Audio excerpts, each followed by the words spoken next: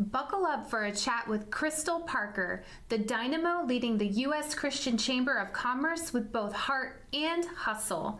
Once told she couldn't keep up with her brainy siblings, Krystal flipped the script, becoming her organization's youngest VP and one of 5 women bold enough to crash a 60-man boardroom.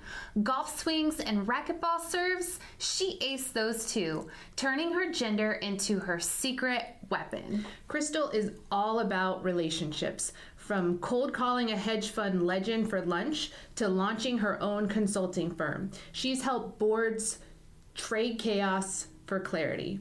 But ambition's got a burn rate, and Krystal's learned the hard way. Never ditch your faith for a deal. Today, we'll unpack how she steers a nonprofit differently from a business and why relationships trump resumes.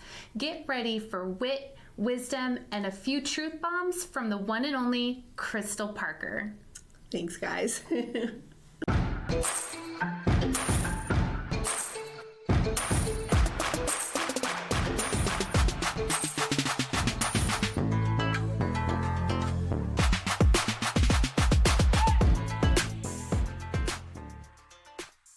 Hey, lady bosses, are you working even after putting the kids to bed but still not getting results? Are you tired of spending money on ads that aren't getting engagement? Do you feel burdened that you aren't fulfilling your purpose in life because you are so consumed with work? I'm your host, Brooke Boltz. I'm an attorney and founder of Boltz Legal. I started my business and in 1 year was bringing in 7 figures and am now bringing in multi-7 figures. And I'm your co-host, Rachel Boltz, owner of Boltz Media. I've helped many businesses build their online presence and increase their revenue through digital marketing. Want to hear how we did it? We are here to help you achieve your goals personally, professionally, and spiritually. So kick off your high heels, sit back, and let's ignite that passion. We're Miss Biz, where we're putting the miss in biz. Let's get biz done. Action. Before we begin, we have a surprise for you. Oh, And So excited. why am I nervous? Don't be nervous. Don't be nervous. so here we go. Trying my new technology. Yo, I am feeling the triumph on this one. Like if you had a humble beginning, but then rose to the top. Like if I grew up in a small town working in a call center, but now I'm dominating business in the big city like it's a sport. Rachel, that's oddly specific. I have my reasons. Check this out. Krystal Parker's here representing Gen X, a leader with vision who has earned our respect.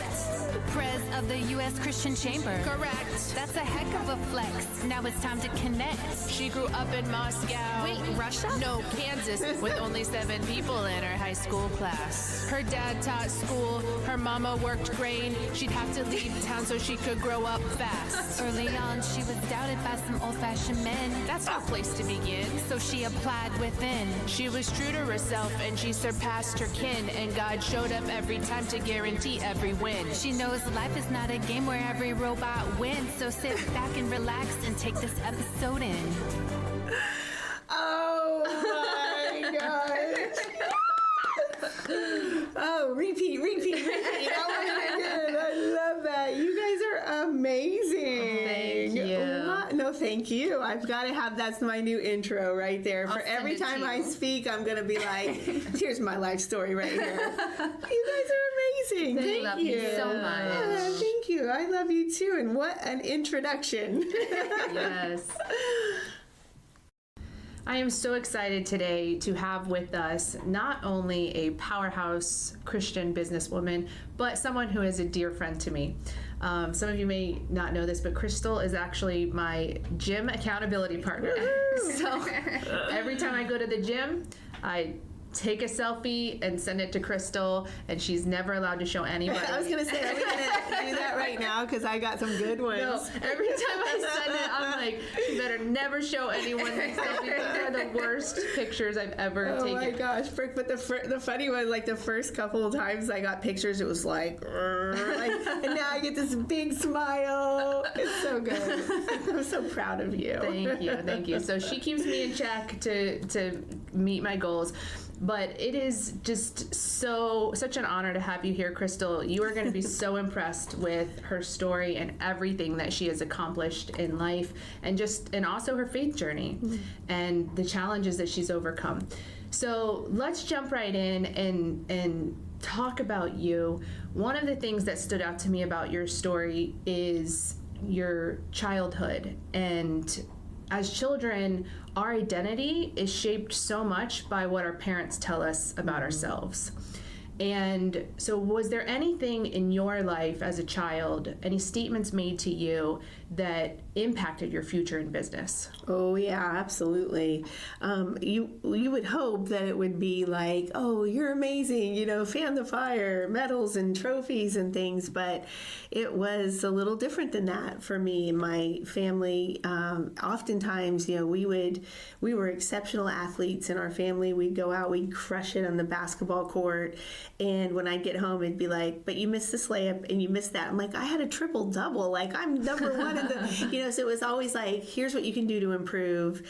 And, my dad was in academics his whole life, teacher upon teacher. Like there's a legacy of teachers in my family. So they really valued book smarts in my family. And unfortunately, book smarts was not really easy for me. I was great with people and I liked some of the more creative and arts things, but remembering scientific equations and all that, math, oh my gosh, no, it was not my gifting in life. And so I'll never forget when my dad told me, he said, you're not as smart as your brother and sister. You're just gonna have to get lucky, like me, is what he said. And man, just a little comment like that, just one little thing in passing for him, he didn't say it to be mean to me, but oh my gosh, I wore that. I internalized that, and what I heard him say was, you're dumb, you're an idiot, you're not, you like, I would be sitting in class and just feeling like I had the dunce cap on, and everything I did at that point forward was to prove my dad wrong. And so I would sit at the kitchen table for hours and study well past when my super smart brother and sister are sleeping. I'm up at night trying to memorize, trying to prove that I'm not an idiot. And that that stinking thinking crept in for many, many years, and I wore that identity and I didn't know it, and it held me hostage of, I wouldn't put anything out, I wouldn't write anything publicly because I was just afraid that people would find out the truth, that I was a real dummy. And it was just really, that one little comment, undid everything that I believed about myself. Mm-hmm. And that stood out to me so much because I think we all have those comments that people say to us. I'll never forget when my sister told me, she's 15 years younger than me, and she told me as an adult something that I had said to her. Wow. That impacted her when she was young, and I had no memory of it. She said I was trying to teach her to play the piano, and she wasn't getting it, and I just said, I give up. And just by me saying I give up, she internalized that. And as an adult, she never pursued music. Aww. Like the rest of our family did. And she became a dancer. And she just said that I kind of broke her heart when I said I give up. And I didn't mean I was giving up permanently. I just meant I gave up in that moment. I don't even remember saying it. Yeah. I never in a million years would have thought that would have that kind of impact on her. So it is just so easy to say something that you don't realize how much it's going to impact people. Even your story, I started thinking about things that people had said to me. Mm-hmm. And I just remember my dad always saying, my kids are tough. Okay. And so I never wanted to be that weak. I remember him sometimes calling women a basket case. Mm-hmm. Mm-hmm. And I never wanted to be a basket case. Right. I wanted to be tough. And so all my life I've been trying to be tough. Yeah. And it's become my identity, and my brand and everything is about being tough. And I think that's probably where it comes from. Rachel, do you have any things that were said to you as a child that formed or impacted you? Yes, I did. Actually, as we were talking about, our experiences, I'm sitting here thinking about just all of the little different things, not just what impacted my business journey, but what impacted my personal life as well.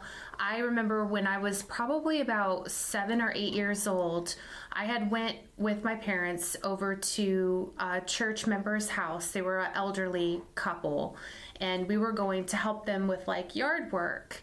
And I was going through growth spurts and changes, and I had gotten a little chunky. I would get chunky and then I would spurt up, and then I would get chunky and then I would spurt up.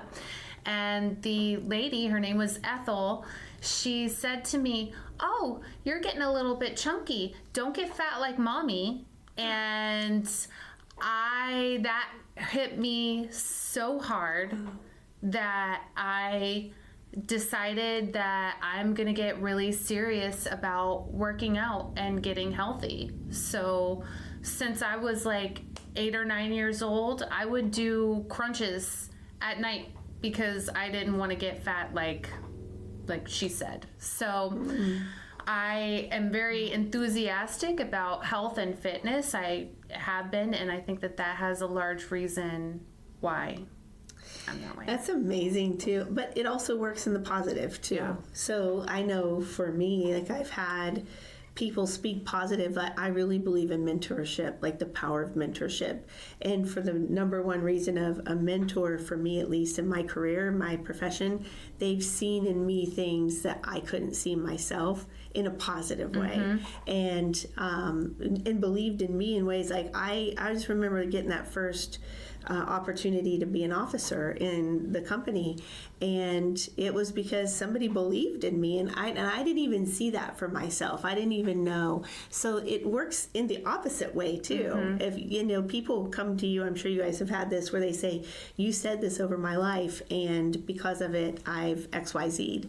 We call those lollipop moments. Like if you've ever created a lollipop moment for somebody and really impacted them in a positive way, those are great things to hear. But yeah, the negative, man, I tell you, that's 40 years of therapy right here at this table right now. Not because I'm 40, but because I took 10 years in the wilderness. No, I'm just kidding. I love that perspective, Krystal, because I think a lot of times we tend to reflect more on the negative, but you're absolutely right on how just important it is to look at the positive and how that has impacted you. So I love how you shared about mentorship, but in addition to that, first I want to encourage our listeners to take some time to reflect now on what are those statements that people made to you in those formative years that you've taken as your own, and they become deep-rooted beliefs that aren't true about yourself, that are holding you captive and causing you to strive for things that aren't God's plan for you.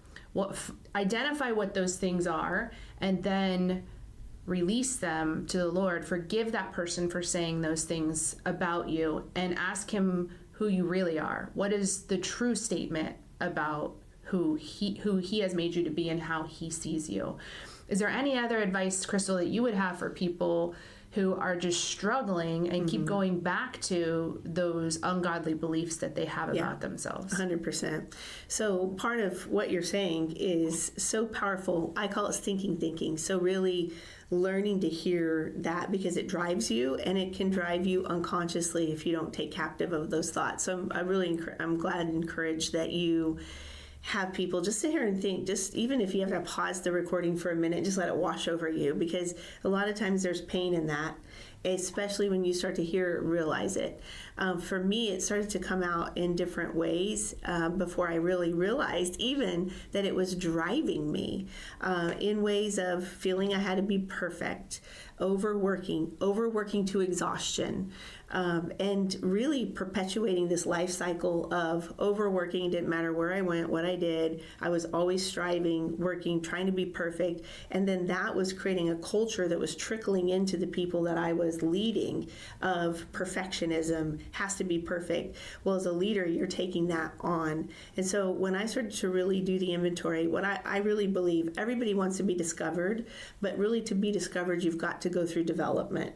And I heard John Maxwell say at one time, he spoke, he was signing books. It was an auditorium of like 35,000 people. He's signing books. Somebody comes up to him and says, I want to do what you do. And he says, you have to be willing to do what I did. And I think some of the did is really getting down to that deep rooted, sort of like an iceberg. You've got to get down there and take inventory of what's driving you unconsciously. And so for me, when I started to do that work and here, I heard that stinking thinking. And the crazy thing about that is that woman's voice was so nasty and so evil, but it was my voice. And when I could start to hear those thoughts of my own voice saying these negative, terrible things to me, I just started taking inventory of it. And so what I learned to say was, yes, that is true. I'm not as smart as my brother and sister. That's the honest to God truth. From book smart to book smart, I'm sure they took an IQ test. They've got me. But I was better at people than them. And then 85% of job success is well-developed people skills. And so I started to learn that, hey, I'm uniquely and wonderfully made in the image of God. And God doesn't make no junk. And so he didn't make a mistake with, hey, you're not good at math, so therefore your life is just going to have to be lucky. It was like, hey, let's start to lean into what you are good at and really taking the lie and turning it on its head. So, yep, that's true. Yes, I have been divorced, but I am a child of the living King of God. And so all this crap, stinking thinking that was just stacked upon my life, I just started to really take inventory, dig out of it, positive affirmation, use the Word of God, because that's the only truth. No matter what the world sticks to you, the actual true living Word of God is the truth about who we are as our identity, and really leaning into that. So that's what I've done. I love that. And some people don't even know where to start. So if you're someone who knows you have some deep-rooted beliefs that are holding you back, get a therapist. Yeah. I've been through therapy for years in my life, and I think that it can help people at all stages of life. Get a Christian counselor, Christian therapist to just help walk you through the steps to overcoming these stinking thinking. Yeah. So tell us a little bit about your professional story. Start back with your first position at the front desk and tell us about that journey that led you to become a vice president of a Fortune 200 oil and gas company. Yeah, so it's kind of one of those things where I was burning out of my small town, which I think you might hear a little bit about on my jingle there. And ended up in college. I dropped out of college, 21 hours left. But again, perpetuating the cycle of what was said over me and not realizing it. So I come back to my small town of 300, and I thought, well, I should get a job. And there was a job that was open, and it was through a temp agency, stocking shelves in a truck part store, which was a subsidiary of an oil and gas company. So here I am stocking shelves in this truck part store, and then I overheard them talking about, well, we're going to have to hire somebody to run the desk and run the office. And so I go home and tell my mom, I said, I think they're going to do interviews, teach me about accounting. Remember, I told you I was the dummy at math. I did the rest of my side. So my mom's like, okay, I'm going to teach you everything. So I go in with all my memorized stuff, and I'm going to impress them. Well, somehow I end up getting the job. But that subsidiary that was working on trucks and the compressor stuff, it didn't work out. So they let that business go, but they said, but we've got a front desk position because you've done a good job. And so I went to be a secretary at one of the companies. I was the only woman in that company, and they were doing transportation of the gas. And I took the secretary job, and then they needed some help with payroll and accounting, so I kept growing. And I remember at this point I bought my first house. I was doing very well. I was very happy. But there was something inside of me that said, I want more. I want to learn more. I want to do more. I got a taste of business, and I loved business. I had my first, gig.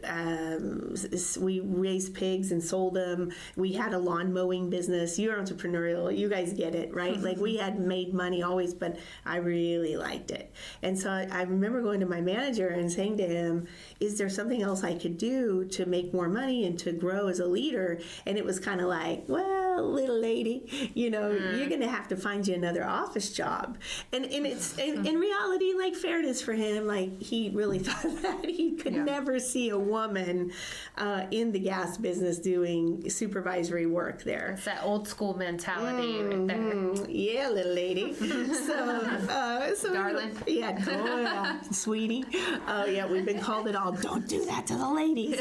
I would just call them right back. If they called me darling, I'd say, yeah, darling. Yes, sweetie. They didn't like it, so we'll call back to them. So I did what he said. I was coachable. I heard him. I put my house up for sale. There was a job open in another office 6.5 hours away, back up in Kansas City. And so there was an HR role. And so I applied for that. But the cool thing was it was in another division of the company. And so when I went in for the interview, I'll never forget it because the boss was a woman. And there was another woman in there for interviews and 2 other men. And one of the ladies, she had her glasses on like this. She says, she's from Texas, can you name me 2 vice presidents from Kansas Gas Service? Well, I didn't know because I came from the partner side. I said, well, I don't know any executives from the Kansas Gas Service, but I can tell you 2 from the partner side. And she says, well, honey, you're looking at 2 of them right here. And I thought, at that moment, I thought, I want to be her when I grow up. I mean, I was just like, oh, this is amazing. There's women and leaders here. This is the best ever. So somehow I got that job. The favor of the Lord was on me. I went from HR to supervising the call center. And the supervising the call center was all union employees.